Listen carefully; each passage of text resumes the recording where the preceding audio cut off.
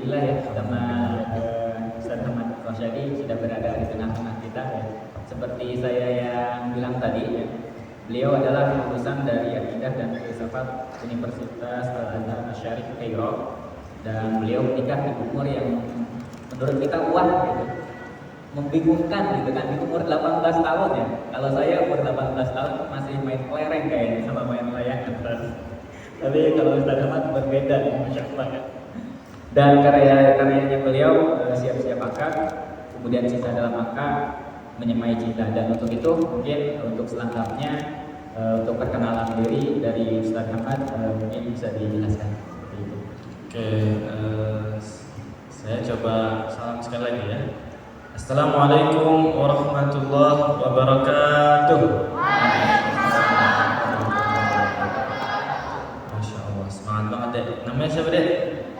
Wildan.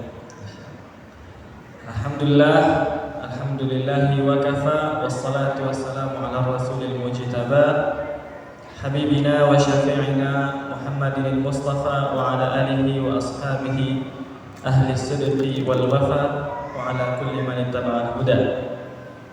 Asyhadu an la ilaha illallah wahdahu la syarika lah wa asyhadu anna Muhammadan abduhu wa rasuluh la nabiyya ba'dah. Yang kami hormati segenap panitia dari panitia teman berjuang. Ini ada ulang lagi sekali lagi. Enggak, ini panitianya dulu. Karena Masya Allah dengan sebab panitia kita dapat berjumpa, dapat Allah Subhanahu Wa Taala pertemukan di Masjid Al Jihad yang Insya Allah penuh dengan keberkahan ini. Kemudian juga buat muhsinin yang mensupport kegiatan ini, serta hadirin hadirat, muslimin muslimat, mukminin mukminat, salihin salihat yang dimuliakan oleh Allah Subhanahu Wa Taala. Yang hadir semuanya di sini adalah teman berjuang. Ada alumni? Udah disebut ini, tadi katanya dipesanin nanti jangan panggil teman berjuang. Ini tadi kan udah dilatih fokus nih, nggak mau kesini, harusnya disalut dong. Boleh diulang Ustaz? Kayaknya terkesima sama amalnya Ustaz itu. Fokus. Teman-teman semua yang di sini tergabung sebagai teman berjuang.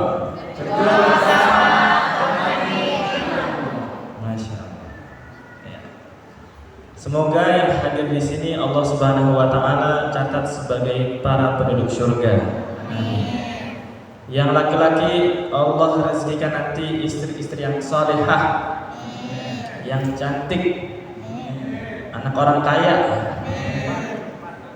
Orang tuanya udah tua apa masih fit? Udah tua lagi. Yang sehat ya. Insyaallah. Teman-teman yang perempuan, yang akhwat, semoga saat nanti tiba masanya Allah rezekikan suami yang soleh, yang cakep, yang banyak duitnya. Kalaupun gak banyak duit, anak orang kaya.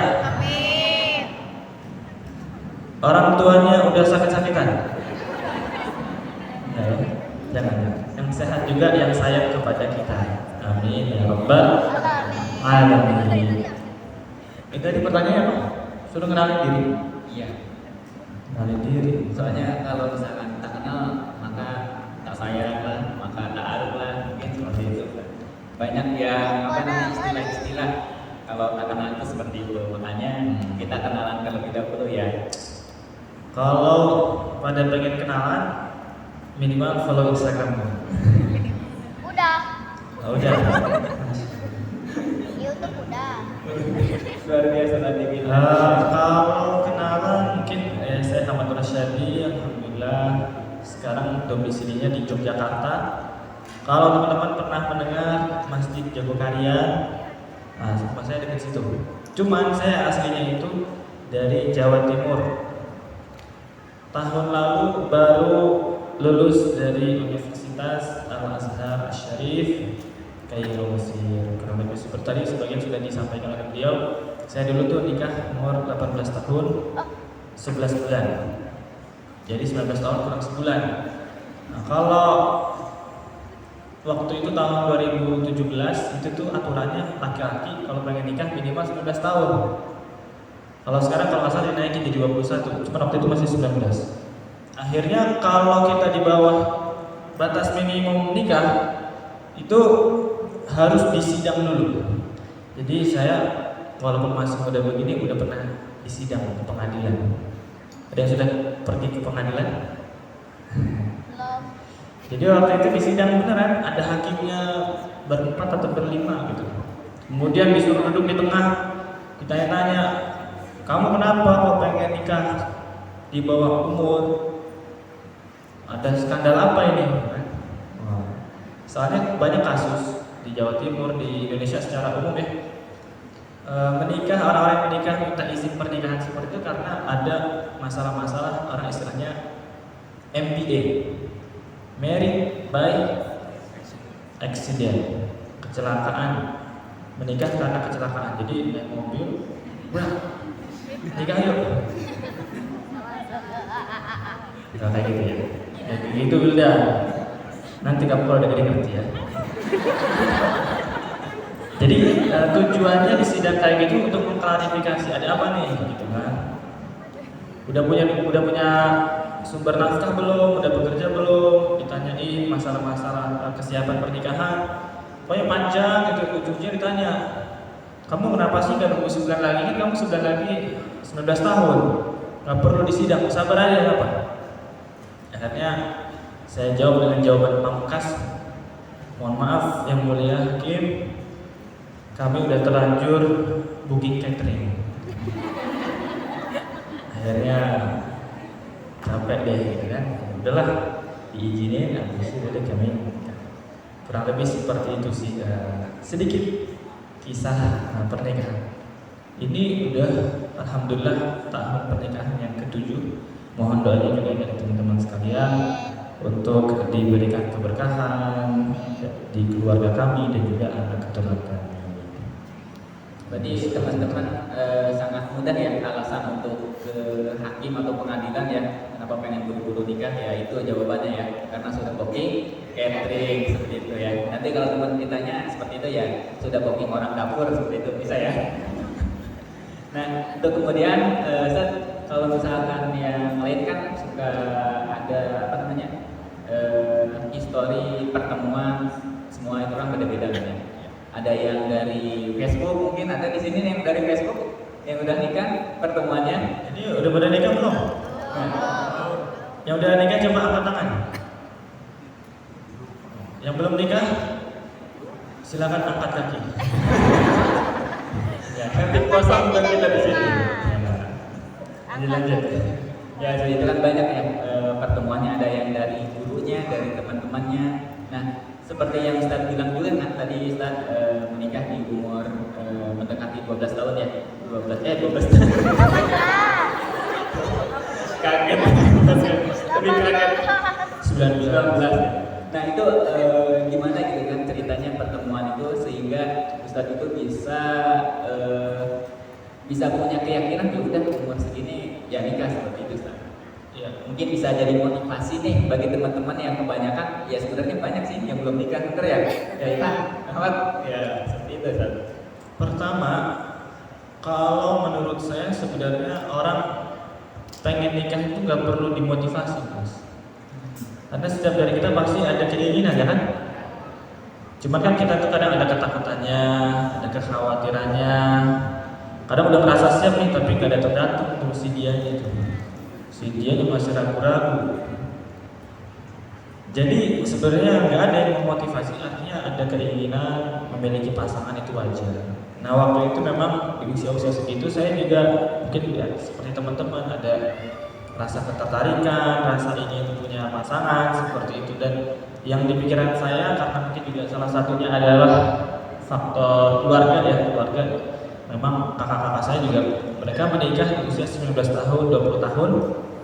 Akhirnya ya di pikiran saya kalau udah pengen punya pasangan berarti jalannya adalah pernikahan gitu. Suatu ketika lagi makan-makan seperti itu, saya sama abang saya sama istrinya, sama kakak ipar ngobrol-ngobrol.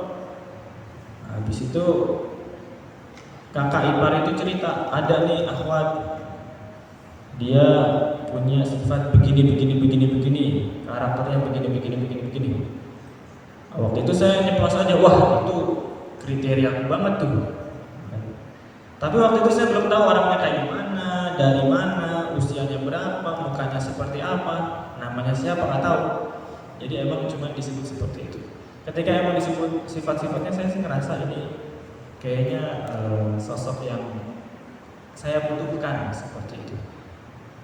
Perhatikan nih teman-teman, nanti tuh dalam mencari pasangan jangan sekedar yang kita inginkan, tapi juga harus yang kita butuhkan. Bedanya apa yang kita butuhkan dan yang kita inginkan? Kalau yang kita inginkan, semua orang tuh pasti pengen punya pasangan yang perfect, ya kan? Kalau yang laki-laki biasanya tuh pengen pasangan tuh kurus, cantik, pintar masak, adem gitu kan. Ntar nikahnya sama ini microwave. Pengen bisa begini, bisa begitu. Kalau bisa nyari duit sekalian lah gitu. Itu yang kita inginkan. Kita mau pasti semuanya pengen seperti itu. Begitu juga yang akhwat, pengen suaminya cakep, kaya, tinggi, hafal Quran, apa segala macam. Semua kita pasti pengen punya keinginan yang maksimal kalau bisa. Tapi kita tuh harus sadar juga kita punya kekurangan. Kita punya target-target di dalam hidup yang itu belum tentu semua orang itu bisa cocok sama kita. Nah ini nanti penting juga. Kalau kita sadar kita ini punya kekurangan sehingga kita butuh pasangan yang mungkin bisa menerima kekurangan tersebut, kita akan jadi lebih nantinya mudah untuk menerima pasangan dan gak mudah untuk melirik kepada orang lain nanti ketika kita sudah menikah. Misalnya kayak gimana? Dulu waktu saya pengen menikah, saya tuh udah ada tuh di kepala bahwa nanti setelah menikah saya masih pengen kuliah. Biasanya kan orang kuliah dulu selesai dari kerja baru nikah. Kalau saya kerja, nikah, kuliah. Wani. Jadi waktu itu akhirnya yang jadi salah satu pertimbangan saya adalah nanti kalau menikah itu pertama dia harus siap kalau suaminya ini menempuh pendidikan lagi dan jauh. Saya karena targetnya memang di Mesir, dari dulu punya target seperti itu. Yang kedua adalah dia juga masih siap untuk bersabar, nggak langsung misalnya mapan bisa beli kendaraan ini itu, nggak bisa langsung beli rumah misalnya. Boleh nggak sih misalnya perempuan itu pengen punya pasangan yang gajinya 2 digit, 3 digit? Boleh. Pengen punya pasangan suami yang udah punya mobil, punya rumah, boleh atau masih boleh. Tetapi kalau yang seperti itu berarti bagi diri saya nggak cocok gitu. Bukan berarti wah ini cewek matur ya segala macam, enggak. Karena kan orang latar belakangnya beda-beda ya. Kebutuhan hidupnya mungkin dia sebelumnya dari dalam keluarga yang mapan, keluarga yang seberada, bahkan mungkin belum nikah pun udah dikasih rumah gitu sama orang tuanya. Ada tuh kayak begitu, saya kenal ada seorang, dia kemudian punya cucu gitu kan, hadiah kelahirannya itu dibeliin rumah di komplek bawah. Jadi ini cucu belum ngapa-ngapain, masih awal-awal dan punya rumah nih. Nanti kalau pas dia pengen nikah itu lebih baik buat si calonnya itu. Jadi yang kayak gitu belum tentu buruk, cuman saya di mindset saya adalah oh berarti nggak cocok, nggak bisa untuk jadi istri. Atau dia pengennya nanti kalau udah nikah harus tinggal di sini, harus punya pekerjaan begini, berarti nggak cocok. Tapi ketika disebutkan tadi beberapa sifat karakternya, oh ini orangnya sederhana misalnya, kemudian dia juga orangnya sabar dan seterusnya, makanya saya kemudian ini kayaknya cocok nih untuk kemudian bisa coba ta'aruf seperti itu. Tapi itu waktu itu benar-benar lagi obrolan santai aja, kan saya nggak begitu ingat. Singkat cerita kemudian kalau ngobrolin prosesnya aja ya.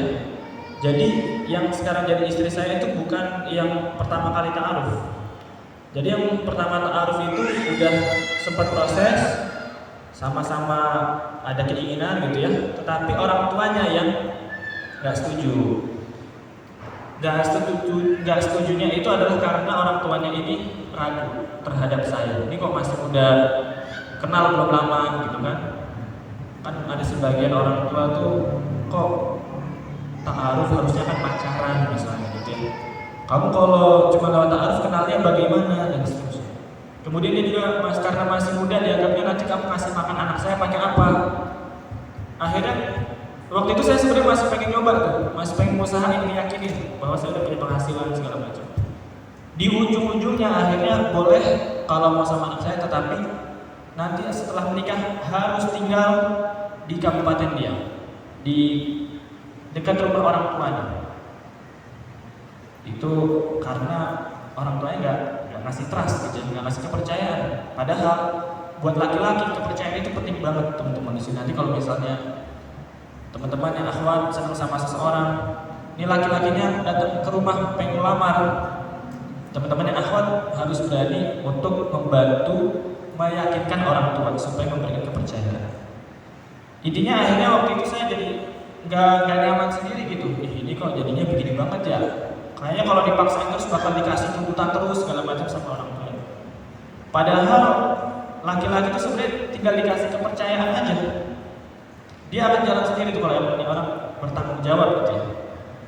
Akhirnya saya menghentikan proses itu, kemudian cerita sama abang saya yang tadi di awal itu ngobrol. Akhirnya mau nggak coba dikenalin sama yang waktu itu disebut, ya udah boleh. Tapi sebelumnya kalau misalkan kita tidak melanjutkan taruh atau menolak taruh itu boleh.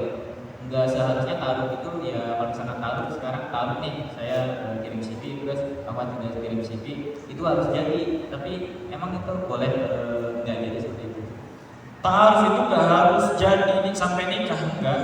Bahkan kalau udah lamaran kemudian ditemukan hal-hal yang mungkin bisa membahayakan rumah tangga kalau diterusin, itu juga boleh dibatalin. Jadi taaruf itu bahkan sebelum lamaran kan prosesnya taaruf, khitbah, baru akad, baru walimah.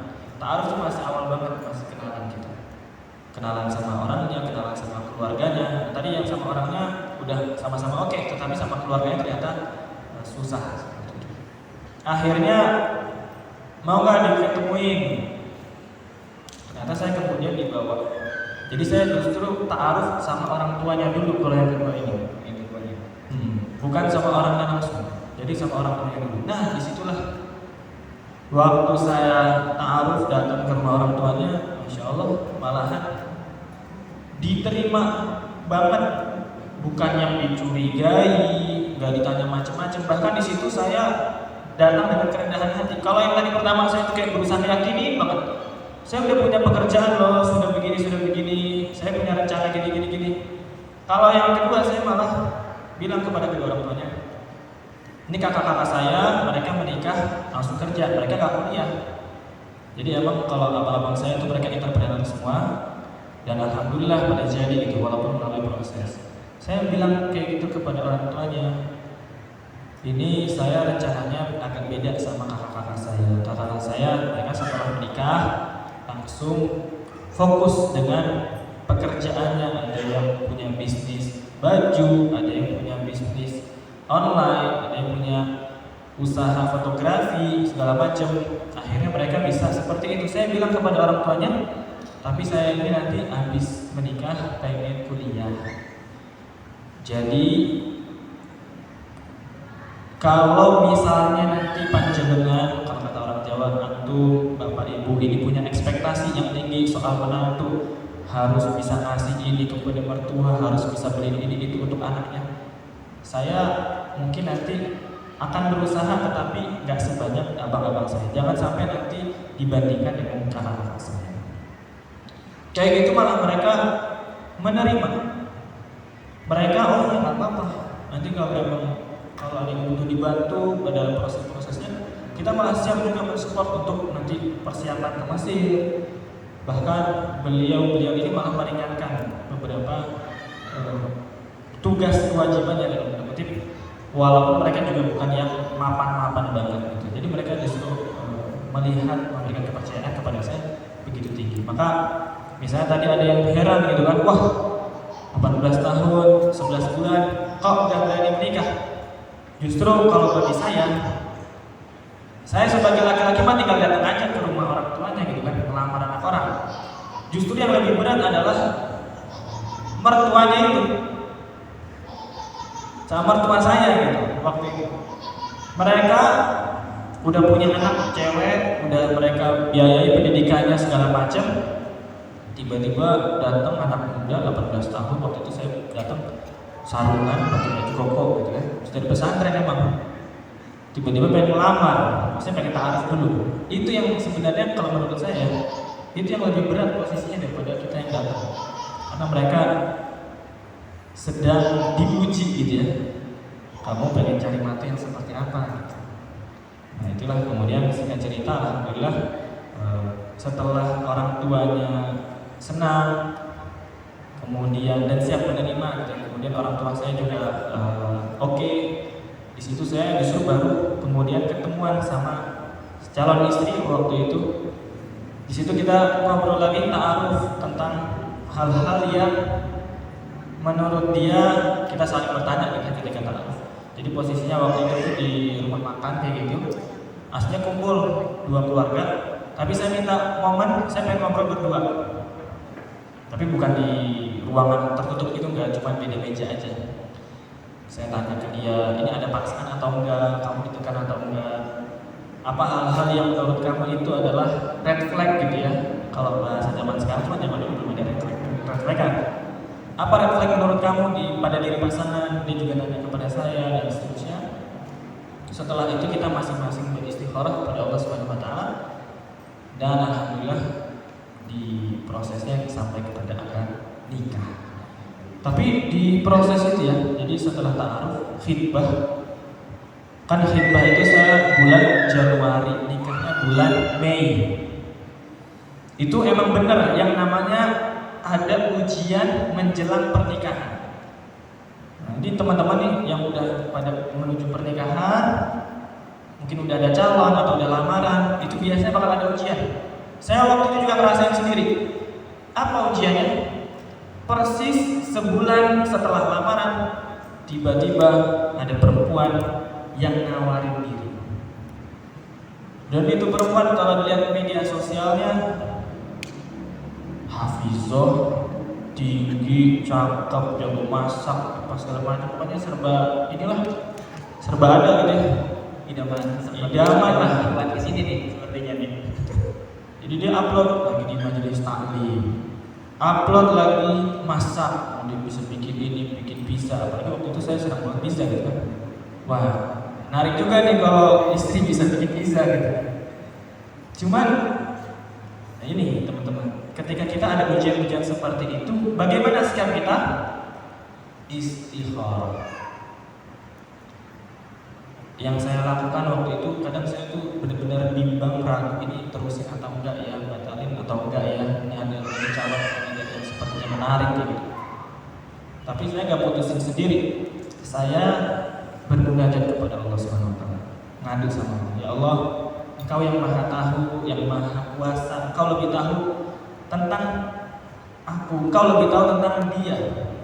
Dengan ilmu-Mu ya Allah, tunjukkanlah kepada aku, kalau memang si fulanah ini baik untukku, maka mudahkanlah dan ridhoilah proses kami.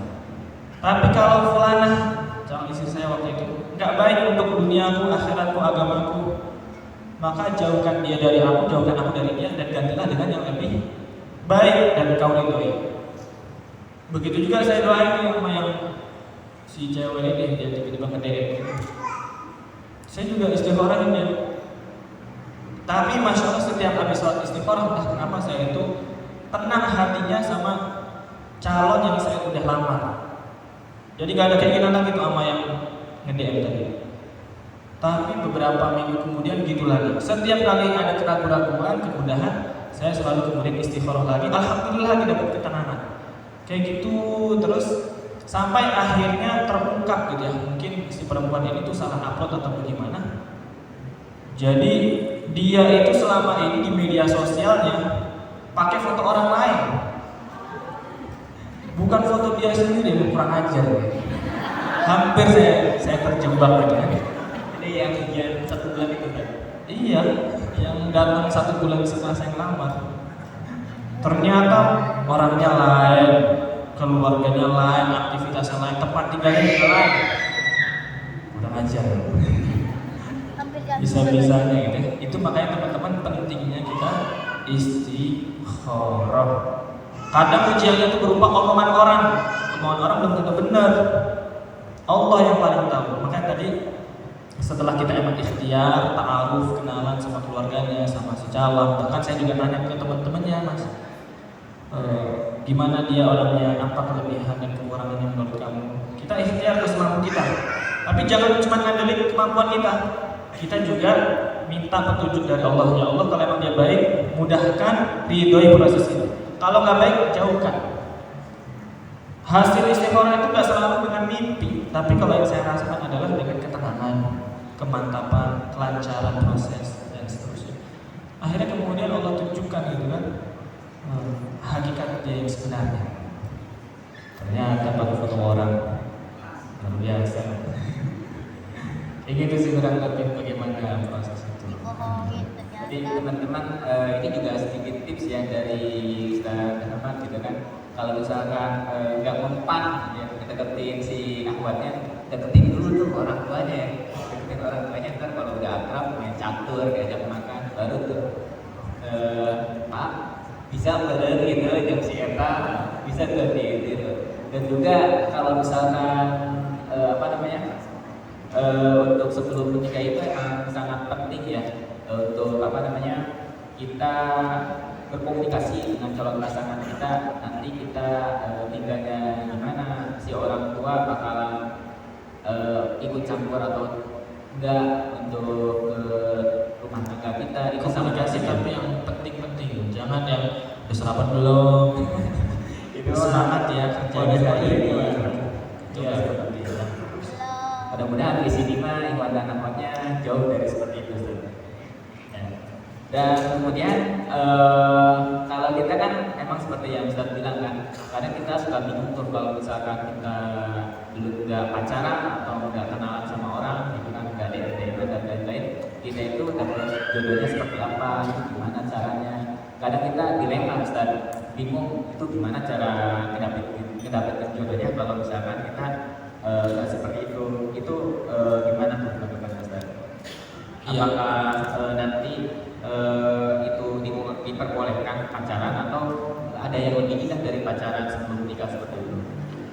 Ya, kemarin saya juga ada yang nanya, dia curhat, disudutkan gitu, dia ini aktivis dakwah di Bandung, suka ditanyain sama teman-temannya, jadi kita yang pacaran aja, kadang nikah pun ternyata sifatnya berubah.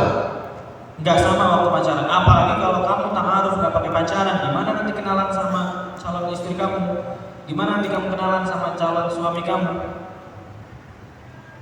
Saya dikasih tahu ada satu perumpamaan yang begitu bagus tentang pacaran.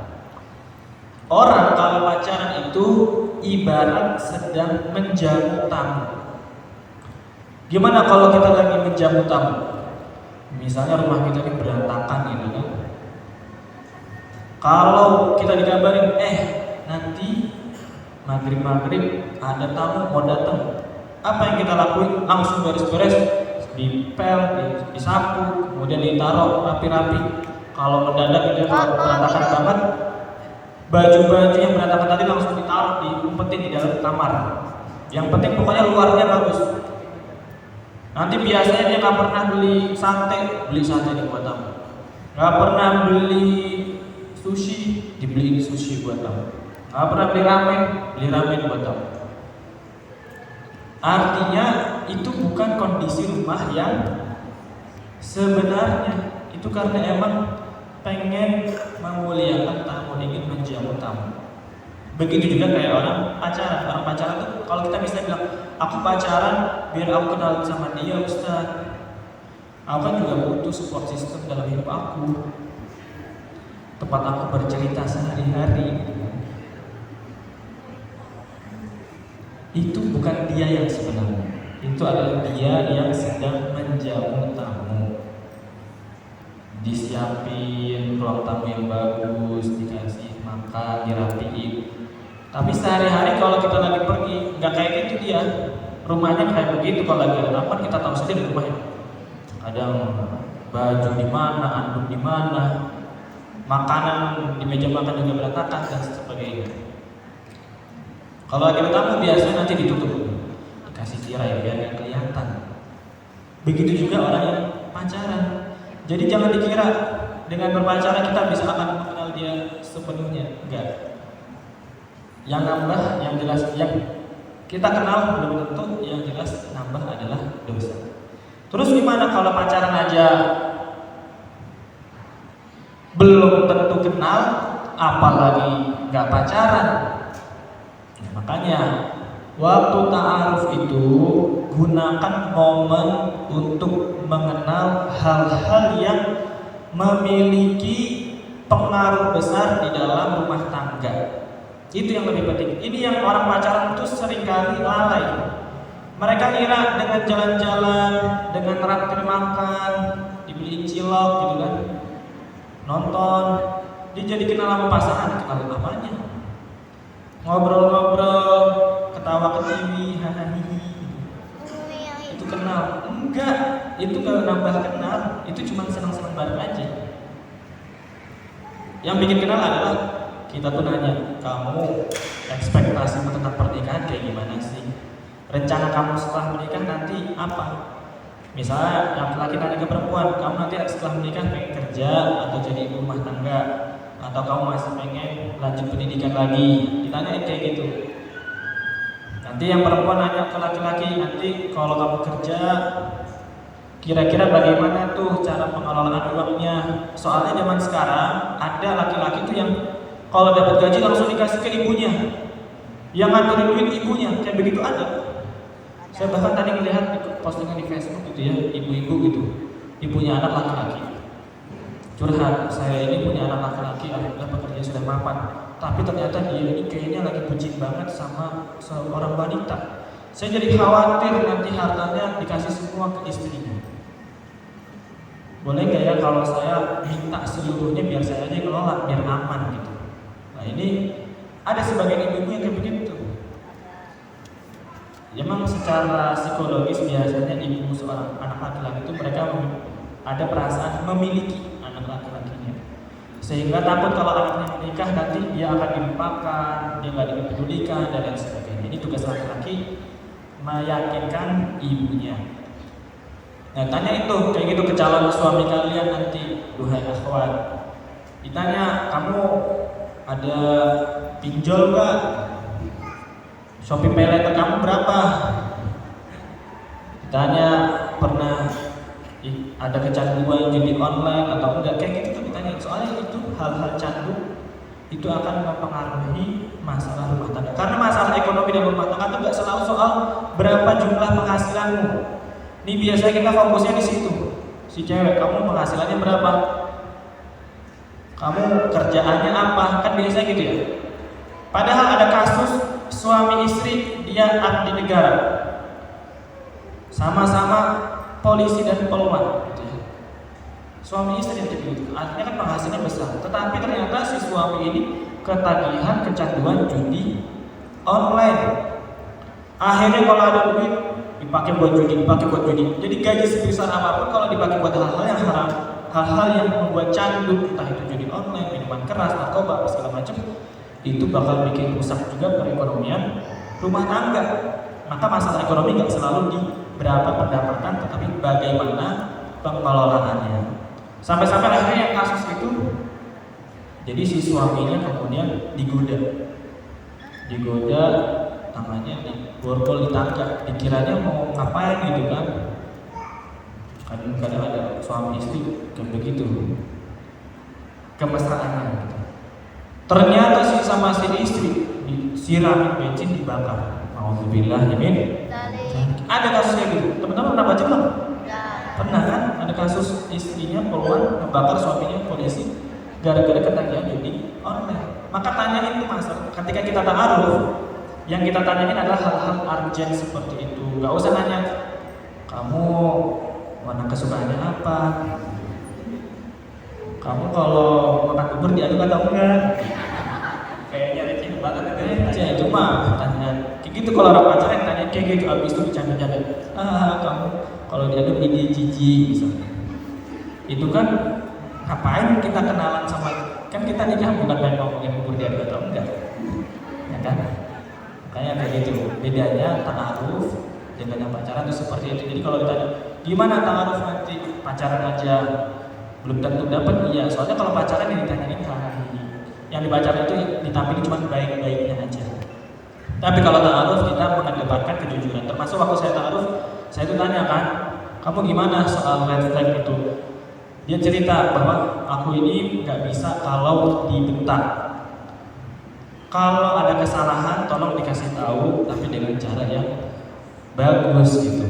Marah boleh, tapi jangan sampai ngebentak-bentak, apalagi banting barang dan lain sebagainya. Terus saya itu teringat, saya dulu pernah ada pengalaman 1 tahun ngajar anak-anak SD di Brastagi. Teman-teman tahu Brastagi? Tahu? Di mana? Lupa lagi. Brastagi itu di Kabupaten Karo, Sumatera Utara, 2 jam dari Medan. Di sana tuh banyak anak-anak Batak. Kalau diomongin susah. Ketika dia ngomong seperti itu, saya jadi teringat. Oh iya, dulu saya itu pernah. Satu ketika murid-murid ini dibilangin nggak diem-diem. Akhirnya saya ambil sulap, kemoceng ya, kemoceng. Saya tepok di meja. Enggak lah, kenceng. Kurang kaget ya kalau dikatakan pelan-pelan doang. Kalau pelan gak kaget, gak diam. Maka saya pukul kenceng, sekali doang itu. Langsung diam. Tapi saya melihat di antara mereka takut mata. Kemudian saya minta maaf. Terus saya kayak ingat itu kan, wah gimana ya. Terus saya akhirnya sampaikan kepada calon istri saya. Saya dulu pernah ngajar anak-anak SD. Mereka tuh anak-anak Batak tuh lebih-lebih lah dibanding anak-anak Sunda atau anak Jawa. Kalau diomongin, dikasih tahu agak susah. Saya aja kadang ngajar tuh dipanjatin, lagi ngajar, Quran duduk. Ada yang manjat ke sini saya, ada yang mau dipangku begitu. Memang kayak begitu. Bahkan yang kadang kan sebagai orang Jawa biasanya kita lebih agak sabar ya. Yang nggak sabar orang tuanya itu, mereka ketika melihat Ustaz itu manjat, suruh turun Ustaz.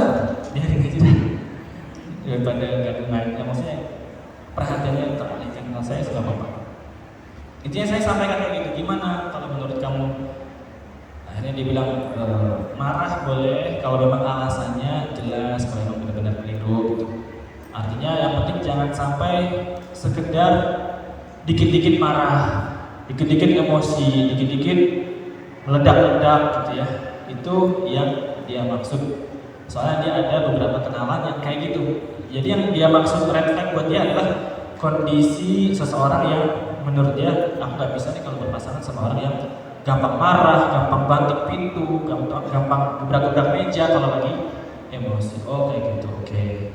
Jadi ini kan penting kan. Alhamdulillah makanya kemudian selama 7 tahun menikah gak pernah saya kemudian bentak atau ngebanding barang segala macam ketika semarah apapun. Karena kita sejak ta'aruf emang sudah saling menyampaikan bagaimana hal-hal yang menjadi ketakutannya atau menjadi prinsip-prinsip seperti itu. Maka teman-teman nanti juga tuh kalau lagi ta'aruf sama seseorang, jangan cuma sekedar minta keterangan dari calon aja, tapi tanya juga dari teman-temannya, teman-teman tongkrongannya. Boleh nanya enggak? Mau nanya apa? Itu si fulan kalau di tongkrongan suka ngomong-ngomong kasar atau enggak sih? Oh iya dia suka ngomong kecil gitu misalnya. Astagfirullahaladzim. Atau yang lebih parah lagi gitu. Nah kalau kok dia gampang banget keluar omongan-omongan kayak gitu, berarti perlu diingatkan. Nanti aku kalau misalnya jadi nikah, aku gak mau ada kata-kata kayak gitu di dalam rumah. Misalnya, coba harus itu dikurangin. Apalagi nanti kamu menjadi ayah, kamu menjadi panutan buat anak-anak kamu dan seterusnya. Jadi yang kalau orang ta'aruf itu yang diomongin hal-hal yang urgent yang memang punya pengaruh besar di dalam pernikahan seperti itu. Makanya kalau bisa teman-teman tuh saat ta'aruf harus ada yang membimbing, biar diingetin gitu. Jangan sampai bilangnya ta'aruf tapi sebenarnya pacaran gitu, pacaran Islami. panggilannya akhi ukhti di bulan pertama sampai ketiga. Ntar bulan keempat sampai keenam Umi Abi. Udah setahun almarhumah. Karena udah ada. Iya. Ntar iya sih nggak ada telepon sayang-sayangan, tapi adanya tahajud call. Jam 2 pagi, jam 3 pagi ditelepon, assalamualaikum ukhti. Waalaikumsalam. Jangan lupa tahajudnya ya. Ini aku lagi sujud. Misalnya kayak gitu. Itu namanya Pak, sama aja pacaran ya, walaupun sok-sok dibikin Islami, panggilannya dibikin Islam. Maka teman-teman bedain antara ta'aruf dan juga pacaran, kurang lebih seperti itu. Allah. Jadi sangat penting ya pengaruhnya ya teman-teman semua antara komunikasi itu sebelum pernikahan dan sesudah menikah gitu ya. Karena kalau misalkan kita komunikasinya tidak terbuka ya sama pasangan kita atau calon pasangan kita, ya itu nanti efeknya pada rumah tangga kita sendiri gitu ya. Jadi teman-teman semua yang di sini yang mungkin belum menikah, sebelum menikah untuk taat pada lawan jenisnya, sebisa mungkin untuk keterbukaan dalam komunikasinya seperti itu. Mudah-mudahan kita semua didapatkan jodoh-jodoh yang terbaik dari Allah Subhanahu wa taala. Amin ya rabbal alamin. Dan kemudian juga kita juga kadang yang berat ini gini Ustaz. Kadang kita kalau misalkan pasangannya suami istri itu malah sama-sama sulit untuk berkomunikasi gitu kan. Yang seperti Ustaz tadi bilang, Nggak bisa ngomong gitu. Iya. Bahasa isyarat. Gimana maksudnya sulit berkomunikasi? kalau yang Ustaz bilang kan tadi kalau misalkan marahan ada yang bentak, terus ada juga yang langsung nasehatin atau ngomong gitu kan. Nah kalau misalkan ini, kalau misalkan sambil marah itu dia langsung diam Ustaz. Nah yang si suaminya diam, yang si istrinya diam. Nah itu cara untuk berkomunikasinya malah bingung seperti apa gitu. Iya. Tipsnya gimana tuh? Memang saya nasihatin ya teman-teman, kita itu ketika akhirnya pengen menikah, gak ada dari kita yang sempurna.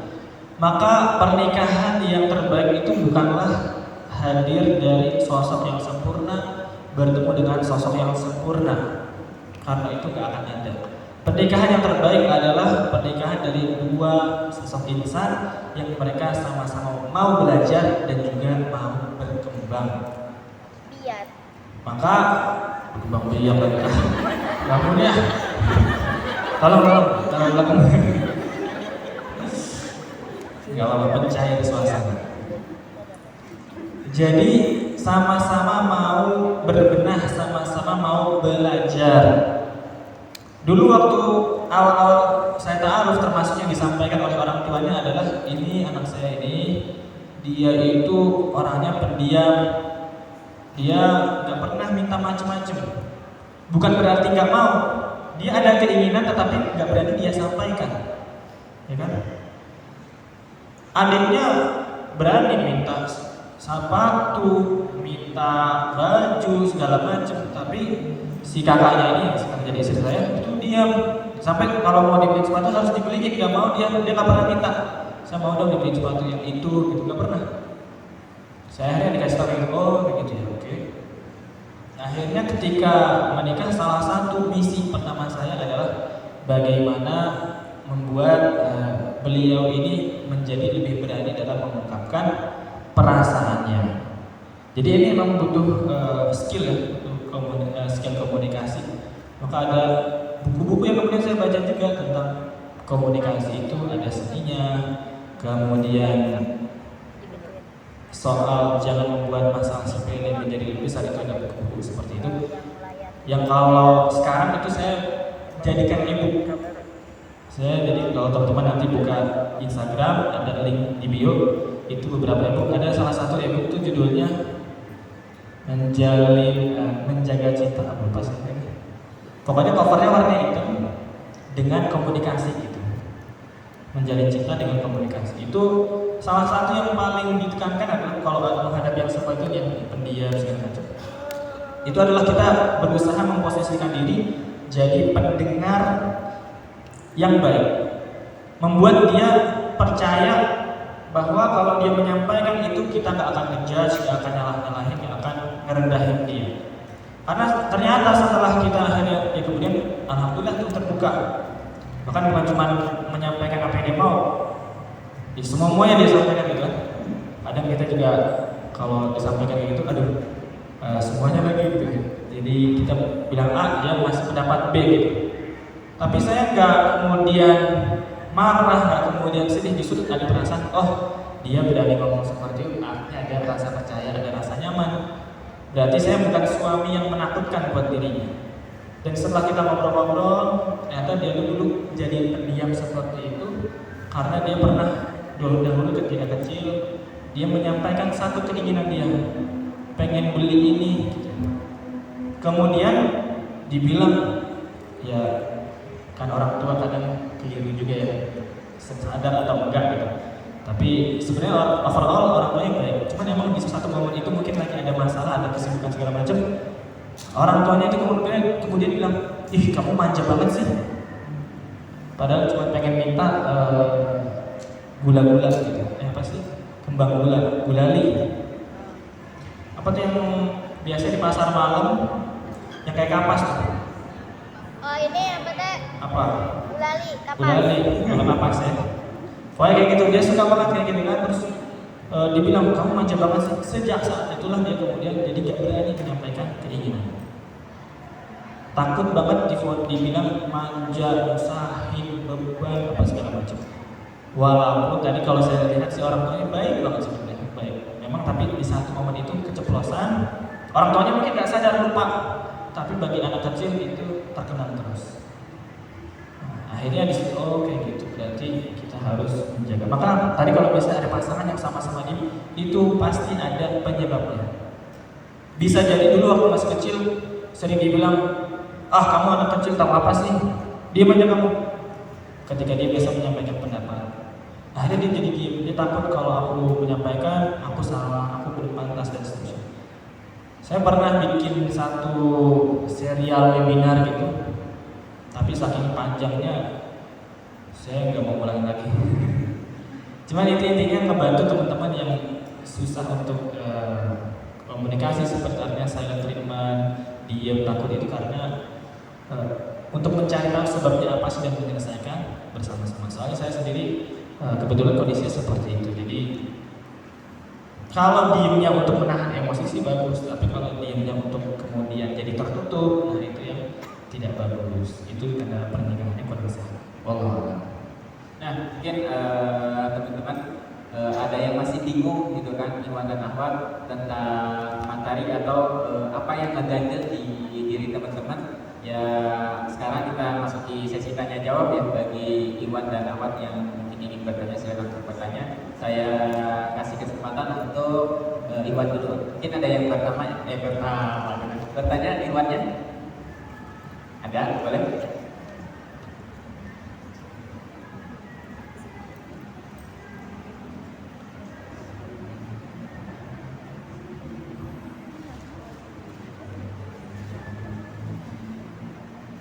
Bismillahirrahmanirrahim. Assalamualaikum warahmatullahi wabarakatuh.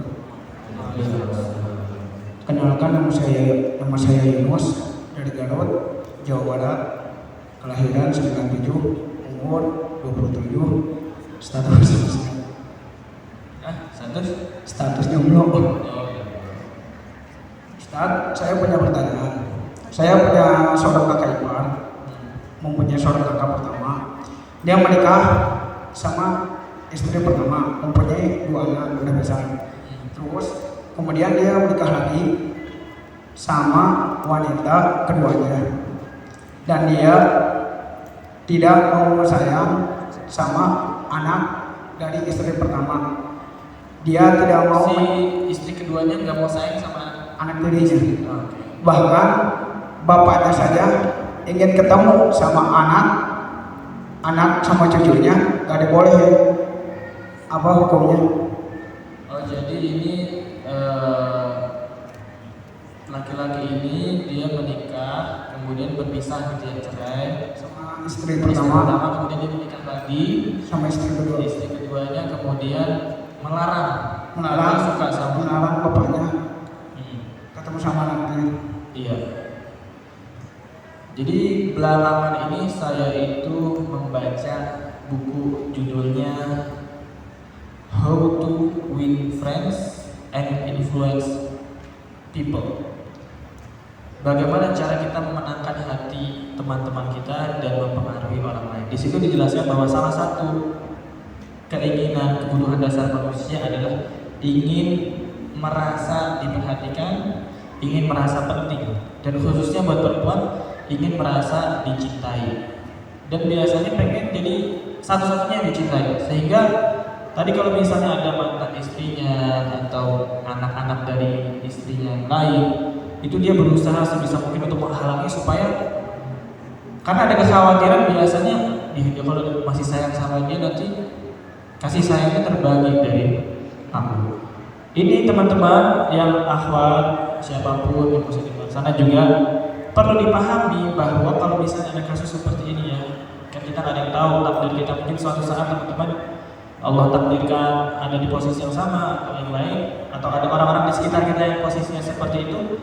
Kita harus mengingatkan bahwa boleh jadi mungkin ada mantan suami, ada mantan istri ketika mereka bercerai, ketika misalnya meninggal dunia. Iya, itu adalah mantan. Tapi kalau antara orang tua dan anak itu tidak ada istilah mantan ayah, mantan anak, nggak ada. Itu hubungan darah yang nggak akan bisa dipisahkan. Jadi nggak boleh kemudian mentang-mentang dia suami kita larang untuk mengunjungi anaknya, kita larang dari istri yang lain, kita larang mengunjungi cucunya, itu nggak boleh. Itu namanya menghalang-halangi orang bersilaturahmi. Itu nggak boleh, dosa seperti itu nggak boleh. Jadi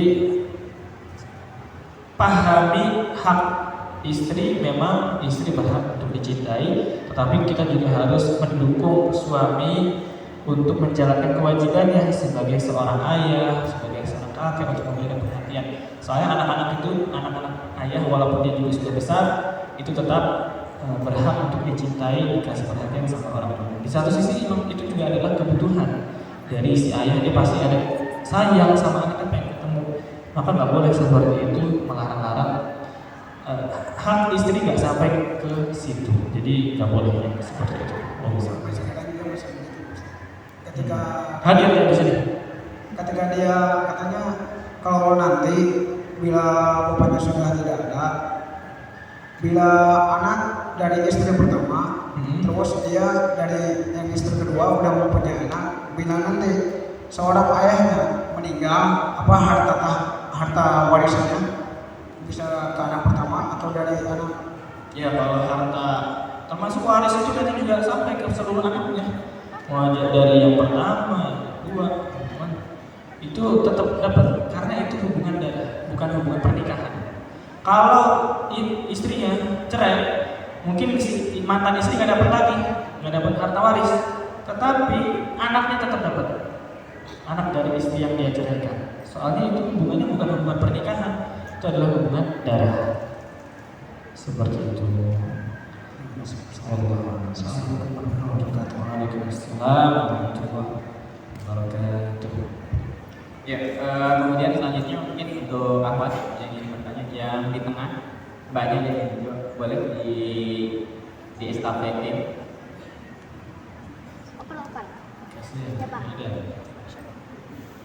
Kasih juga buat rekan.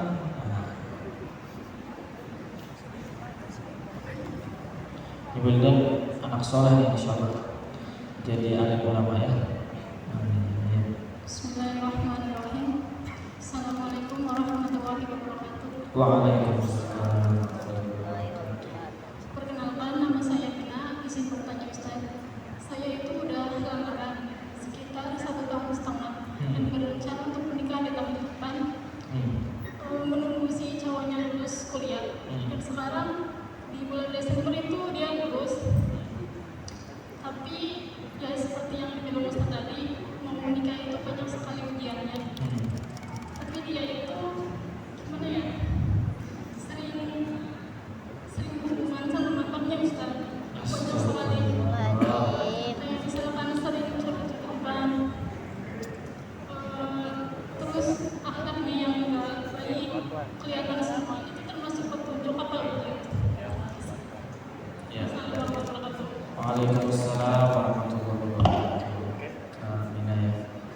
Bagaimana kalau calon pasangan ternyata seperti itu, masih kontakan sama mantan, curhat-curhatan, akhlaknya juga nggak bagus.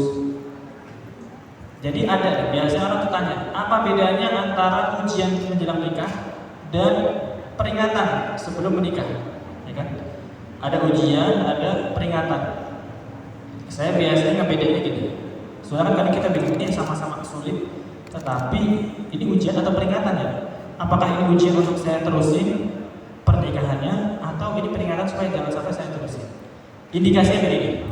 Ujian, kalau bisa kita lalui, ujian itu sifatnya adalah bikin kita semakin baik, justru semakin naik kelas, ya kan? Kalau kita ujian naik kelas, kalau lulus naik kelas. Kita diuji dulu tuh, ada pertanyaan, ada persoalan yang harus kita selesaikan. Misalnya tadi ada yang seperti itu, ini ujian tuh buat saya bisa komitmen atau enggak, bagaimana cara saya menyelesaikan ujian tersebut. Ada juga teman saya diuji menjelang nikah, tiba-tiba usahanya jadi agak kedrop, sehingga dia harus mutar cara lagi gimana, otak gimana cara mengembalikan penghasilan dia. Atau ada yang ujiannya itu adalah omongan orang, dibilang begini, dibilang begitu, tetapi apakah kita langsung percaya aja? Kita harus ngecek dulu. Kalau emang valid, berarti itu bisa jadi adalah betul-betul peringatan. Tapi kadang itu juga omongan dari orang-orang yang dengki. Jadi ujian itu sifatnya ningkatin kelas kita. Ujian ekonomi kita jadi, berarti besok-besok harus lebih hati-hati nih dalam mengelola ekonomi. Ujian emosi, berarti besok-besok harus lebih memperhatikan emosi. Tapi kalau teguran, peringatan, itu kalau kita terusin, itu di bayangan kita rumah tangga nanti akan semakin kacau. Akhwat yang dimuliakan Allah Subhanahu wa taala, jangan pernah merasa bisa mengubah seseorang. Nanti kalau udah nikah sama aku, dia bakal berubah kok. Dia bakal rajin sholat kok. Dia bakal gak kontak-kontak mantan lagi kok. Dia bakal berhenti minum minuman keras kok, misalnya. Jangan pernah merasa kita bisa mengubah seseorang. Itu beresiko. Ada banyak banget kisah orang curhat kayak gitu. Ustaz katanya dia janji nanti kalau udah nikah dia bakal berhenti minum minuman keras. Katanya dia janji nanti kalau udah nikah dia bakal jadi rajin sholat. Kalau udah nikah nanti dia bakal menjaga pergaulannya. Kalau emang pengen pasangan yang seperti itu, buktikan dari sebelum menikah. Buktikan bahwa kamu bisa menjaga diri, gak kontak-kontak si mantan. Buktikan bahwa kamu meninggalkan hal-hal yang bikin kecanduan tadi, misalnya minum minuman keras. Buktikan bahwa kamu taat dalam beribadah, menjalankan kewajiban. Kalau sebelum menikah aja nggak seperti itu, khawatirnya itu keterusan di dalam pernikahan. Dan kalau itu kita bayangkan bakal seperti itu terus, kita siap nggak menjalani pernikahan dengan kondisi seperti itu? Ini kembali kepada masing-masing. Tidak. Ya, ente yang didengarkan. Tapi gini Ustaz, ketika mau membatalkannya banyak sekali yang dirugikan gitu, kayak misalkan keluarga, terus dari Banyak sekali yang apa? Yang dirugikan. Dirugikan. dari keluarga, terus dari saya tuh udah menunggu gitu lama. Jadi Misalnya dirugikan keluarga tuh kayak gimana? ya udah sama-sama kenal Ustaz, Malu ya. Coba tanya kepada orang tua, mau nggak punya menantu yang dia kalau nanti udah nikah masih kontakin si mantan.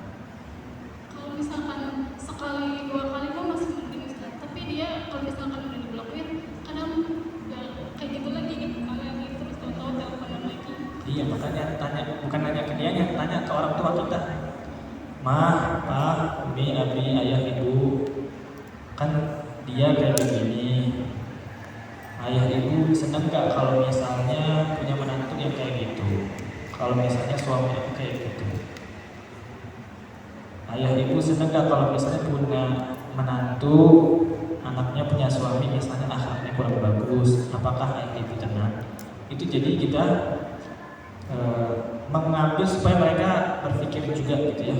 Jadi bukan kita yang pengen ngebatalin sendiri, tetapi Coba deh ibu pikirin, kalau misalnya punya menantu pengennya yang soleh apa yang akhlaknya begitu, pengen yang punya menantu itu komitmen sayang sama anaknya, atau punya menantu yang masih kontak-kontak sama orang lain. Coba ditanya seperti, kalau emang masalahnya adalah keluarga gitu ya. Supaya kita tuh nggak terlihat ingin membatalkan sendiri, enggak. Tapi ini emang adalah hasil musyawarah juga, diskusi dengan keluarga. Seperti itu. Terima kasih Ustaz. Waalaikumsalam warahmatullahi wabarakatuh. Nah, bagi teman-teman juga ya, emang satu lagi ya sangat penting ya komunikasi itu ya. Jadi teman-teman itu jangan sampai takut atau malu kita curhat-curhatan atau apa yang ada masalah dari dalam diri kita itu untuk curhat kepada orang tua ya. Itu harus kita mempunyai keterbukaan kepada orang tua. Jadi jangan sampai kita hanya dipendam sama diri kita sendiri ya. Kita kalau misalkan kita sendirian mah saya yakin gak bakal kuat teman-teman. Kita harus punya banyak pendukung, penopang seperti itu. Ya, jadi jangan kita ujuk-ujuk menyalah-nyalahkan calon ke depan orang tua kita, jangan. Tapi tanya dulu, Pak, Bu, seneng gak kalau punya menantu kayak begini, kayak begitu. Kalau mereka gak pengen, baru dikasih tahu. Ini dia dalam proses ternyata seperti ini, seperti ini. Memang proses lamaran ada sebagian yang bilang jangan diperlama, tapi ada sebagian bilang nggak apa-apa diperlama supaya kelihatan bagaimana dia. Di antara yang menganjurkan agak diperlama itu ada seorang ulama Mesir namanya Syekh Yusri Jabir. Beliau bilang seperti itu, kalau kamu bertunangan dengan seorang, jangan buru-buru, kasih aja waktu. Ntar dia kelihatan bagaimana dia mengelola uangnya, bagaimana interaksinya dengan lawan jenis, bagaimana emosinya dan lain sebagainya. Seperti itu. Dan seperti yang Ustaz bilang juga ya, dan Ustaz-Ustaz yang lain, guru-guru saya juga bilang, kita jangan sampai mempunyai pikiran kita itu bisa loh merubah dia, kita bisa loh merubah dia. Padahal kalau misalkan kita nggak bisa merubah dia, malah jangan-jangan nanti kita yang kebawa kepada perilaku dia. Jadi kita sebisa mungkin harus tetap komunikasi dengan intens, jangan sampai kita punya pikiran kita bisa merubah dia, jangan seperti itu berarti ya. Dan untuk kemudian mungkin ada yang bertanya lagi dari Ahmad dari sana boleh, yang pakai yang kerudung hitam paling ujung boleh. Sekali aja dua sebelahan.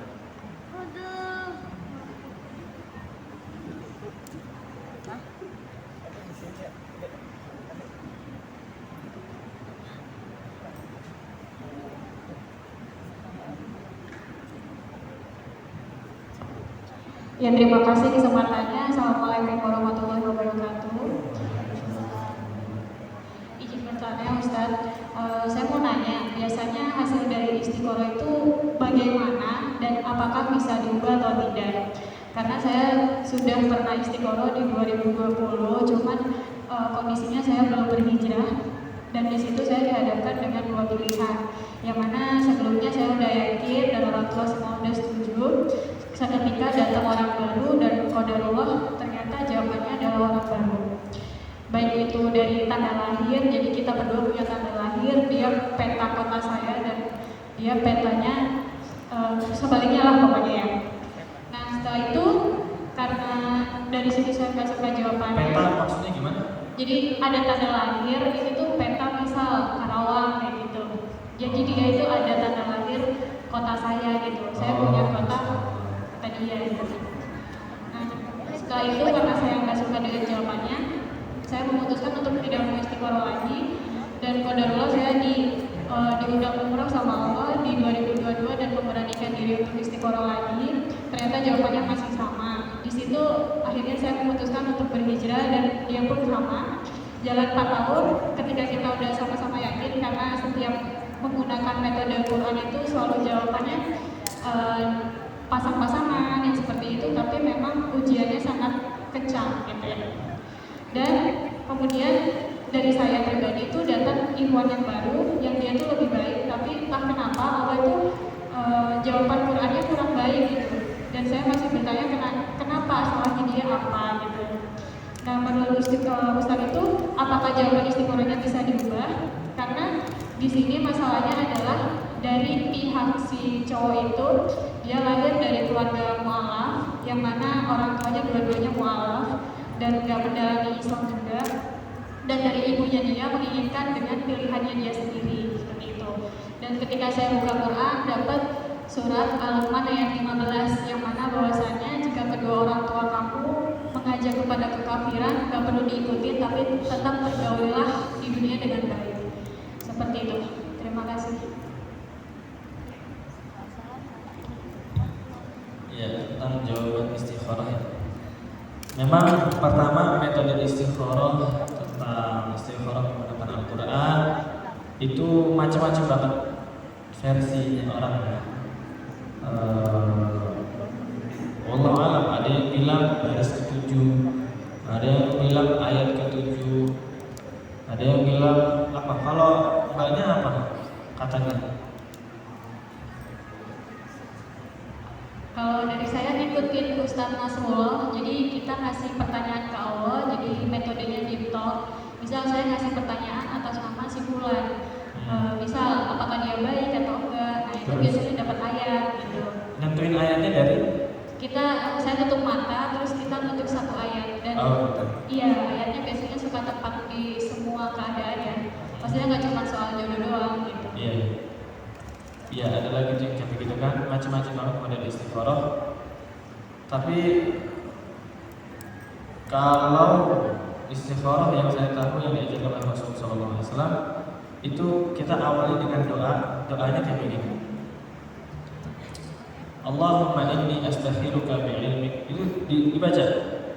Wa astaqdiruka bi qudratik wa as'aluka min fadlikal 'azim dan seterusnya. Itu pada akhirnya adalah soal ketenangan hati. Terkadang ada yang kalau diistighfarahin kayaknya entah apa gitu kan. Karena metode istighfar dalam Quran pun macam-macam banget. Ada yang ayat ke-7 bilang, ada yang baris ke-7, ada yang tadi nunjuk apa segala macam. Nah itu wallahu alam gitu ya. Ya mungkin itu bisa menjadi salah satu pertimbangan, tetapi pada akhirnya adalah terkait dengan kemudahan untuk berproses, ketenangan hati kita. Allahumma in kunta ta'lamu inna hadzal amra khairun li fi dini wa ma'ashi wa aqibati amri faqhurhu li wa yassir li fihi thumma aqlimhi. Di antara permohonan kita kepada Allah adalah, ya Allah, tentukanlah, jadikanlah itu untuk aku dan mudahkanlah. Ya kan? Salah satu permintaan kita adalah supaya prosesnya dipermudah. Kalau emang ini baik, maka permudah. Jadi sambil dijalanin prosesnya. Kalau memang itu adalah, kalau kita dapati dalam prosesnya itu ada banyak kemudahan, diridhoi sama kedua orang tua, sama-sama merasa cocok ketika kita ta'aruf, ada urusan-urusan kok lancar kayaknya. Kalau buat orang lain susah, tapi ini kita kok lancar. Itu diantara jawaban dari Allah Subhanahu wa ta'ala. Wa in kunta ta'lamu anna hadzal amra syarrun li fi dini wa ma syarrun amri fasrifhu anni wasrifni anhu. Jauhkan dia dari aku, jauhkan aku dari dia. Kalau kok kita proses sama seseorang, ada aja masalah ini susah banget kalau diterusin, ini selesai, ada masalah lagi. Orang tuanya susah. Tadi pertama bapaknya, habis itu ibunya, ntar ada dari mamanya, ada dari ininya. Habis itu nanti udah masuk yang dilanjutin, ada masalah lagi dari hal-hal yang lain. Ternyata ketahuan dia akhlaknya begini, akhlaknya begitu. Itu berarti Allah Subhanahu wa ta'ala ingin kita agar berpaling dari dirinya. Jadi istikharah itu bukan dengan sekedar kita diem habis itu ini, oh kalau udah ini oke. Tapi kita sambil berproses, sambil menjalani.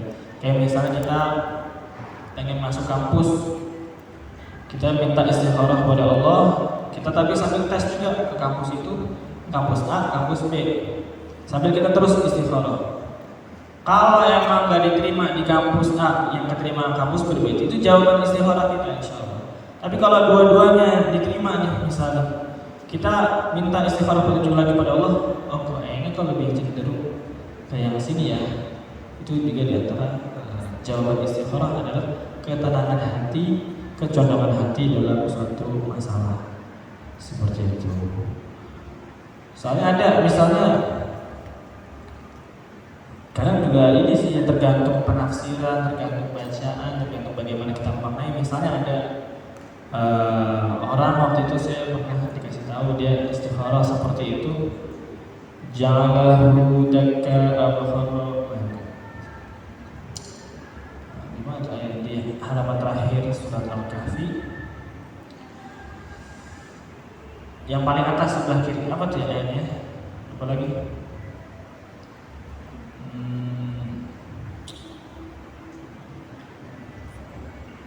Hatta idza ja'ala dakka aw kana wa'dun bihaqqo dan seterusnya. Itu yang saya ingat adalah daka. Daka itu sebenarnya maknanya adalah hancur. Tapi kebetulan nama suaminya, calon suaminya panggilannya daka. Sebenarnya kan kalau dimaknain secara jelas ini hancur ya. Bentengnya Zulkarnain itu hancur gitu loh. Kalau tiba masanya Ya'juj Ma'juj itu bentengnya bakal hancur. Tapi dia gini memaknainya, wah ini Masya Allah pas banget nih nama jalan suami saya namanya Daka. Wah ini hancur, benteng yang hancur. Wah ini maksudnya perasaan akhirnya jebol sama dia. Ya bolehlah gitu ya, cuman itu kan akhirnya pemaknaan sendiri. Nah, kadang ayat yang kelihatannya gak baik, kalau kita sikapi dengan baik sangka, baik juga dilihat prosesnya kalau lancar. Nah itu insya Allah proses jawaban istikharah dengan kelancaran berproses. Tapi kalau misalnya dimaknakan misalnya juga ya, wah misalnya kok ayatnya kayak begini ya, jangan-jangan nanti kalau aku sama nikah sama dia diriku hancur, kan bisa aja kayak gitu. Soalnya artinya kayak begitu ya, tapi gitu. Pertama kita lihat prosesnya, kemudian kita juga baik sama kepada Allah SWT, terus berdoa seperti itu. Jadi jangan sampai kita tergamang-gamang dengan ayat tadi. Itu memang adalah salah satu mungkin kita mencari kemantapan hati, tetapi sambil dijalani prosesnya. Wallahu a'lam. Ya, alhamdulillah ya. Mudah-mudahan teman-teman semua apa yang menjadi keraguan teman-teman semua dalam itu baik sebelum menikah atau sesudah menikah, mudah-mudahan kita bisa dapat bersama mengambil pelajaran pada kajian pada siang hari ini. Oke, untuk selanjutnya mungkin karena waktu yang membatasi kita ya untuk sesi tanya jawab, kita akhiri saja. Dan untuk itu izin berkenan Ustaz untuk memimpin doa.